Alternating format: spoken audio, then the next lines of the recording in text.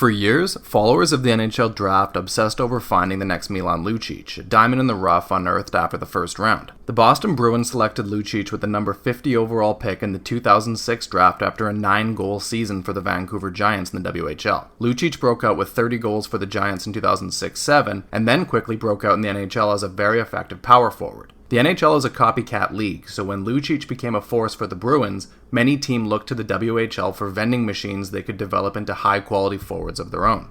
The Edmonton Oilers were among these teams, as they selected Cam Abney in the third round of the 2009 draft and Mitch Moroz in the second round of the 2012 draft, hoping to unearth another Lucic. While these players were big, tough, and physical, they never had a history of producing offensively and didn't develop into more than AHL enforcers. The game has changed, and Lucic is no longer the specific archetype of a player that teams are looking for, but there will always be a demand for big, physical forwards who can put the puck in the net. We had a front row seat to just how effective this type of player can be when Evander Kane scored 13 goals in 15 playoff games while completely neutralizing Matthew Tkachuk in the Battle of Alberta in the second round. If the Oilers are looking for a big, physical forward who can score goals and get into his opponent's faces in this year's draft, Edmonton native Reid Schaefer might be their guy.